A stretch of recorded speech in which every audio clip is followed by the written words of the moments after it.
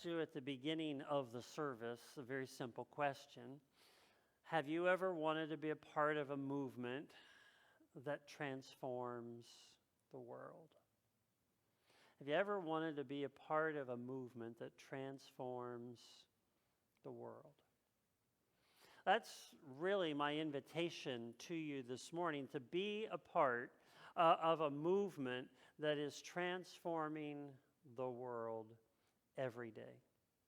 Now, the reality is this is an invitation that Jesus made when he said to his first disciples, "Come, follow me." I'm going to say this at the end, but I'll say it here at the beginning. You know, when Peter and Andrew and James and John were the first to hear those words, "Come, follow me," they didn't know where they were going. They didn't know what they were going to do. All they knew was they knew that they were being invited into something bigger than themselves. And so we hear Jesus' words to us again today, "Come, follow me." Where they went was on a mission with Jesus, and Jesus described his mission in the words that Luke records for us in Luke chapter 4, where Jesus goes to the synagogue at Nazareth, and he opens the scroll of the prophet Isaiah, and he opens to a place where he reads these words, which are found in Luke chapter 4, verses 18 and 19. And he said, "The Spirit of the Lord is on me, because he has anointed me to proclaim good news to the poor. He has sent me to proclaim freedom for the prisoners and recovery of sight for the blind, to set the oppressed free, and to proclaim the year of the Lord's favor." Now, Jesus would amplify and create that invitation over and over again to individuals. On one occasion, Jesus amplified that invitation in the words that we know as the Great Commandment. When he was asked, "What is the greatest commandment?" Jesus replied that it is to love God and to love others. Well, after the resurrection, Luke, in capturing the moments that he writes about in Acts chapter 1, he tells us that the apostles and the disciples numbered about 120 persons. And that group, that small group of 120 people, they waited in prayer.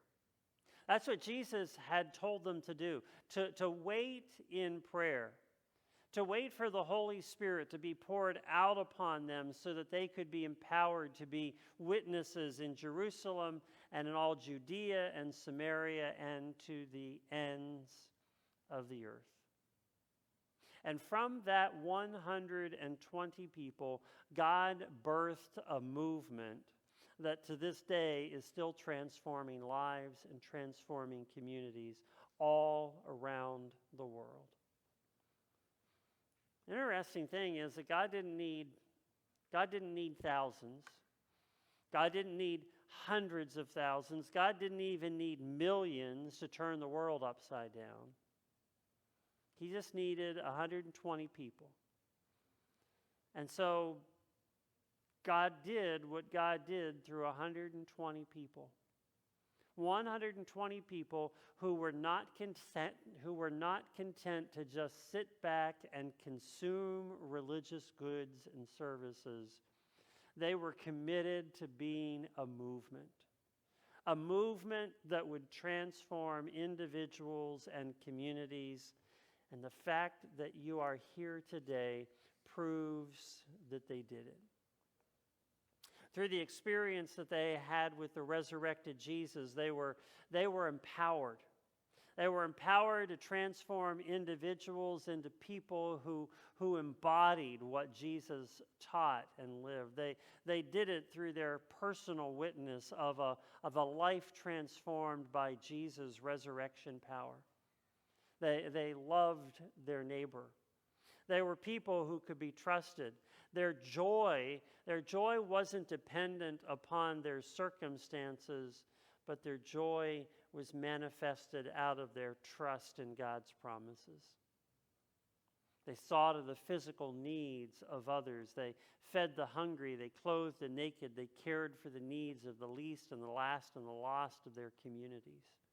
And that group of 120 didn't see themselves as there to consume what somebody was handing out, but they saw themselves as a creative movement of God's blessings poured out from the beginning of creation.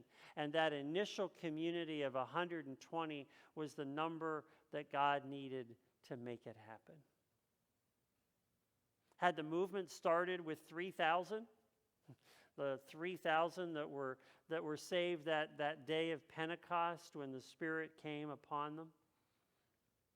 3,000 people would have been too many.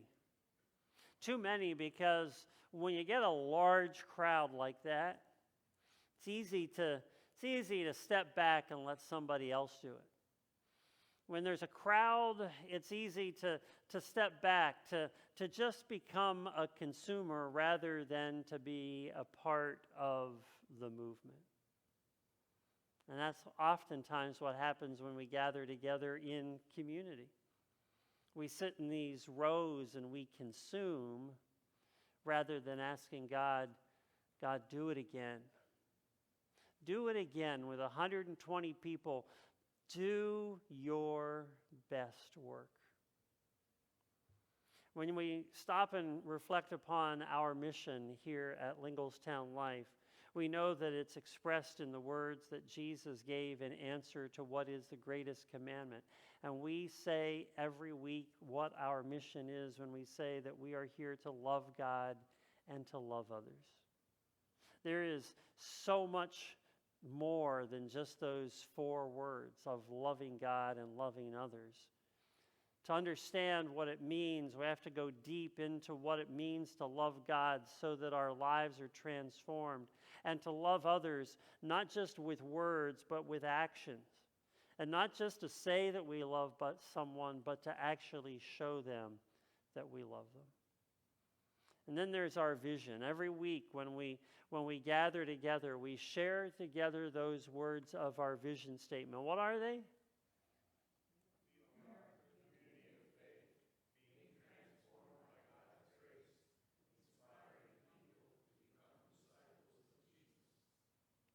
See, you know it. You know it. Even without the words up on the screen, you know it. You say it over and over and over again. And it's a reminder to us of what it means to be a part of 120. To be in this together. None of us are alone. That's what we've been talking about all this month. We've been talking about the fact that we need these essential relationships. The one at relationship with Jesus. We're not alone there, are we? The 3, those people that we trust, the 12, those friends that are helping us to grow. And to be a part of the 120, that movement of God that God's Spirit empowers. We are in this together, and we need one another. We need one another because we can't experience transformation by ourselves. We need each other. And that our transformed lives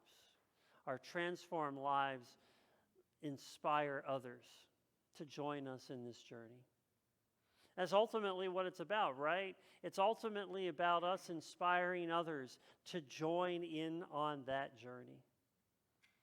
In the last month, our leadership council has sought out ways to understand and express a strategy statement to sort of guide our movement together as Linglestown Life in these coming years.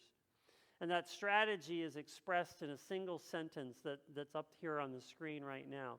It says this, that Linglestown Life will use the tools available to affect the transformation of individuals and communities into people and places that reflect loving God and loving others.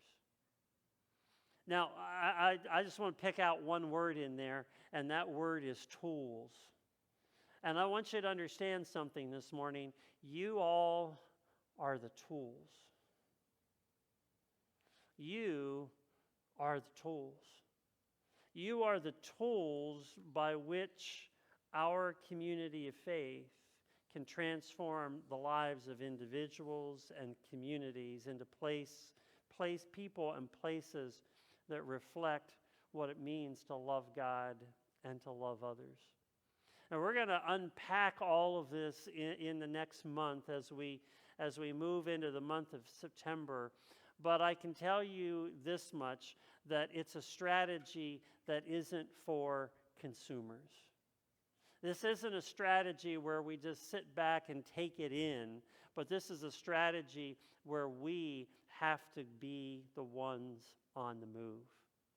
The 120 people that were needed, the 120 people that God needed on that day to start this movement, they were creatively allowing the Spirit of God to do what the Spirit had done for generations in the past, to see their lives as an offering that when we think about it, goes back to Romans chapter 12, where it talks about how we give our whole selves as an offering. That means that we look at our life from the perspective of the 128 hours of the week and recognize that God doesn't just get one of those hours, but He gets all 128 of those hours. The 120 people the 120 need to be people who are daily praying for eyes and ears to see where the needs of people's lives and of our community intersect with the gifts and the passions of our lives. And to do these things, 120 know that they need essential relationships. They need to prioritize their one relationship with Jesus. They trust their 3 to build the kind of transparent life that's open to growing together. They have the 12 who together are spurring one another on in their pursuit of their relationship with Jesus. So I want to invite you today. If you want to be a part of a movement that transforms the world, I want to invite you to be one of those 120 here at Linglestown Life. We're going to unpack in the next several weeks ways that you can do just that. One way will be through a part of a 21-day prayer vigil that we're going to do in the month of September. We're going to be creating opportunities for you in person and online to grow as a disciple of Jesus. And we're going to be offering opportunities for you to learn how God can use you in the daily rhythms of life. I said at the beginning this morning, and I'm going to say it again now. Those 120 people that gathered in the upper room on the day of Pentecost, they didn't have any idea what God was about to do in them and through them. And the same is true for us today. We have no idea what the Spirit of God can do when there's 120 people who are willing to say, God, use me. God, work through me. Give me the eyes, give me the hands, give me the ears, give me the heart, so that I will be able to do what you are calling me to do, not just alone, but with this essential group of people that you have called together. We may not be able to see what God is going to do. We may wonder at times, what is God doing? But I can promise you that when God moves, individuals and communities change into people and places that reflect what it means to love God and to love others. Would you join me in a word of prayer?